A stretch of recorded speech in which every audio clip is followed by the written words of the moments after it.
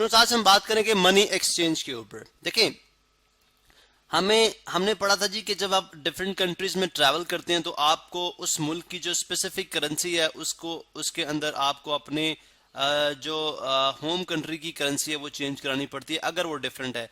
जैसे कि अगर आप देखें तो लेट्स से एक बंदा पाकिस्तान में, तो पाकिस्तान में तो रुपीस चलते हैं, ठीक है। अब एक अगर बंदा पाकिस्तान से यूएस में जाता है तो वहां पे यूएस डॉलर चलेंगे।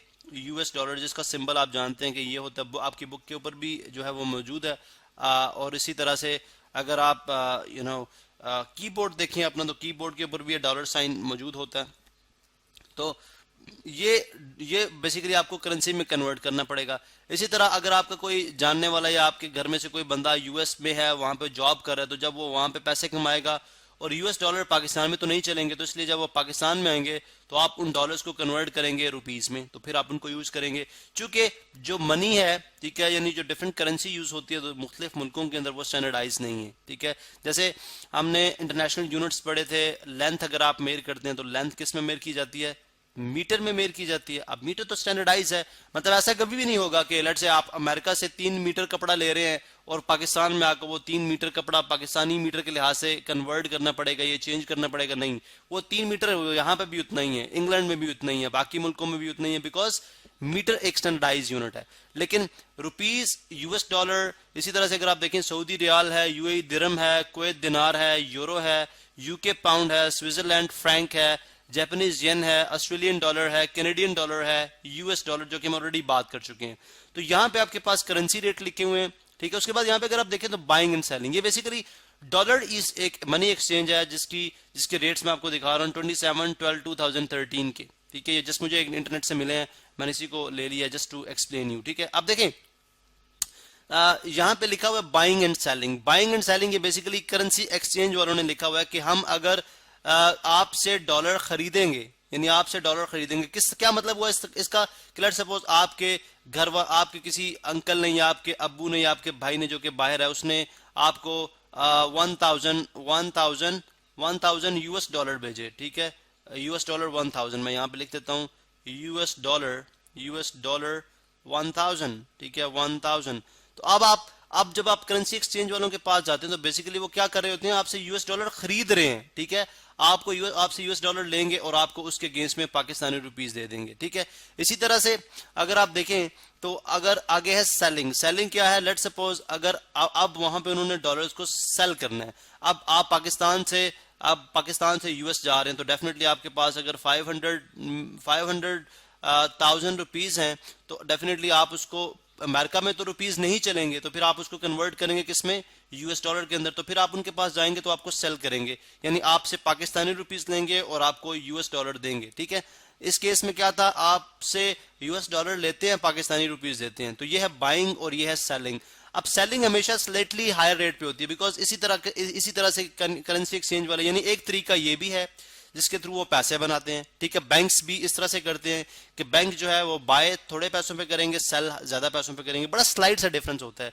लेकिन हमने देखा था कि ये स्लाइड सा डिफरेंस, जैसे ट्रंकेशन एरर की हमने बात की थी कि स्लाइड सा डिफरेंस जब ज्यादा क्वांटिटी में इंक्रीज करता है, मतलब अगर आपने 1000 या 1 मिलियन डॉलर किसी से खरीदे हैं तो डेफिनेटली आपका जो पॉइंट का डिफरेंस है ये आपको बहुत ज्यादा पैसे बचा जाएगा, ठीक है, पर डे के लिहाज से। तो यहाँ पे हम कुछ डिफरेंट एग्जांपल्स करते हैं। फर्ज करें जी, हमें ये बोला जा रहा है कि अगर हमारे पास 500,000 रुपीज हैं, ठीक है, तो इसके मुझे एक तरफ लेट सपोज मुझे ये देखना है कि मुझे इसके कितने यूएस डॉलर आएंगे, ठीक है, मुझे कितने यूएस डॉलर्स मिलेंगे, यहाँ पे आप देख सकते हैं, ठीक है, यूएस डॉलर कितने मिलेंगे, ठीक है, यानी यूएस डॉलर में ये पैसे कितने होंगे। और इसी तरह से अगर आप देखें तो मुझे ये भी चेक करना है कि चले यूरो के अंदर, ठीक है, यूरो के अंदर यहाँ पे मैं लिख देता हूँ यूरो, चले जी, यूरो के अंदर मुझे ये कितने मुझे इसके कितने, यानी 500,000 रुपीज के कितने यूएस डॉलर मिलेंगे या कितने यूरो मिलेंगे, सबसे पहला तो क्वेश्चन ये है, ठीक है। अब इसको देखने के लिए, इसको कन्वर्ट करने के लिए हम कन्वर्जन रेट पे चले जाएंगे, यानी इस टेबल पे देखते हैं। हमें पता जी कि ये वन रुपीज के लिहाज से, आपको याद रहे कि तमाम एक्सचेंज रेट जो है वो लेट सपोज आपका वन सऊदी, यानी वन करेंसी की, 1 यूनिट करेंसी के लिहाज से है। सो एक सऊदी रियाल जो है वो जब बाय करेंगे तो 27.95 का करेंगे। हमने किसको देखना है, यूरो को। तो 144.75 144.75 रुपीस का एक यूरो है अगर वो बाय करते हैं। अब चूंकि हमने उनको रुपीस देने हैं, जिसका मतलब है वो हमसे क्या कर रहे हैं, वो हमें सेल कर रहे हैं। क्या कर रहे हैं, यूरो सेल कर रहे हैं। तो सेल करते वक्त वो 145 रुपीस का हमें एक यूरो देंगे। अब हमने कितने के यूरो खरीदने, 500,000 के खरीदने। तो हम क्या करेंगे, यहाँ पे आप जानते हैं कि हम जानते हैं यहाँ पे, अगर आप चले यूनिटरी मेथड से भी कर सकते हैं हम। इस तरफ आप लिख लें रुपीस, इस तरफ आप लिख लें यूरो, ठीक है, इस तरफ आप लिख लें यूरो। तो हमें पता है 1 euro is equal to 1 euro is equal to, selling में जा रहे हैं तो क्योंकि हम सेल कर हम उनसे खरीद रहे हैं, वो हमें डॉलर, वो हमें यूरो सेल कर रहे हैं, हम उनसे खरीद रहे हैं। तो 145 रुपीस का स्ट्रेट अवे, ठीक है। एक यूरो 145 का है, तो वो अगर 500 रुपीस हो, 500,000 रुपीस हो, तो कितने यूरो आएंगे। तो आप जान सकते हैं यहाँ पे लेट से एक्स यूरोज आएंगे। तो यहाँ पे आप देख सकते हैं हमारे पास, थोड़ा सा मैं इसको ड्रैग अप करता हूँ, यहाँ से आप देख सकते हैं कि x multiply by 140 is equal to 1 multiply by 500,000। ये सिंपल सा तरीका मैं आपको बता दूं, वो ये है कि क्योंकि हम जानते हैं कि यूरो जो है वो एक भारी करेंसी है रुपीस के मुकाबले में। तो इसका मतलब है जब आप छोटी करेंसी से बड़ी करेंसी की तरफ जाएंगे तो आप डिवाइड करेंगे उसके एक्सचेंज रेट के साथ, और अगर आप बड़ी करेंसी से छोटी की तरफ आएंगे तो आप मल्टीप्लाई करेंगे। तो यहाँ पे आप 500,000 को, अगर मैं 500,000 को डिवाइड कर दूं, यहाँ पे आप स्क्रीन पे देख सकते हैं। चलें यहाँ पे मैं शो करता हूँ आपको, ये स्क्रीन है जी हमारे पास। यहाँ पे हम शो करते हैं 500,000, ठीक है, डिवाइडेड बाय 145, तो मेरे पास कितने 3448.27, ठीक है, 34, चले हम इसको फिल अराउंड 3448, यानी यहाँ पे हम शो करते हैं 3448.27, 3448.27 यूरोस मिलेंगे मुझे। कितने, इतने मुझे यूरोस मिलेंगे, ठीक है, इतने मुझे यूरोस, सॉरी यहाँ पे स्पेल ठीक कर लेते हैं, यूरोस मिलेंगे, ठीक है। अब ये तो था कि जब हम रुपीस से हमने खरीदे हैं, ठीक है, 3448.27। अब लेट सपोज अगर मेरे पास इतने यूरोस हों, ठीक है, यूएस डॉलर आप खुद से करेंगे। यूएस डॉलर का जो सेलिंग रेट है यहाँ पे आप देख सकते हैं 105.25 है। इस रेट को यूज करते हुए आप, यानी 500,000 को आप 105.25 से डिवाइड करेंगे तो आपके पास यूएस डॉलर्स आ जाएंगे।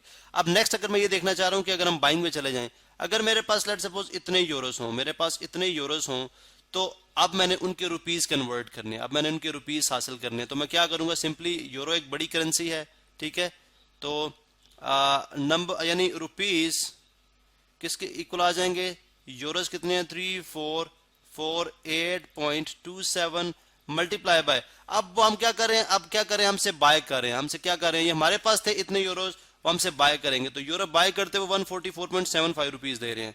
अब 144.75 से मल्टीप्लाई कर दूंगा, ठीक है, 144.75, अब इनसे मल्टीप्लाई करें, मल्टीप्लाई बाय 144.75, तो मुझे कितने आ रहे हैं 499,137, ठीक है, रुपीस 499,137.7.93, चलें 7.93, मुझे इतने रुपीस जो हैं वो वापस मिल रहे हैं, ठीक है। अगर मैं देखें, अगर मेरे पास 500,000 रुपीस थे तो मुझे 3,448.27 यूरोस मिले, लेकिन अगर मैं इनके चेंज कराता हूं तो अब मुझे 500,000 नहीं मिल रहे।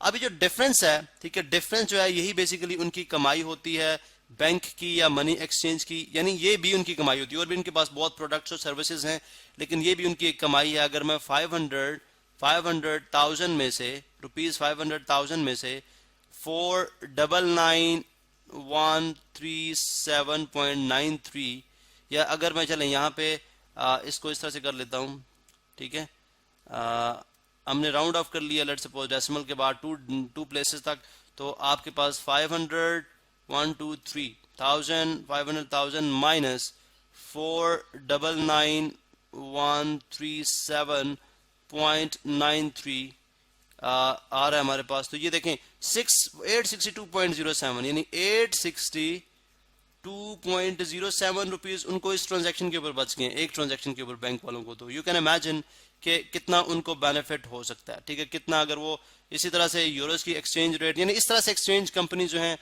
मनी एक्सचेंज की जो कंपनीज हैं वो इस तरह से पैसे अर्न करती हैं, ठीक है।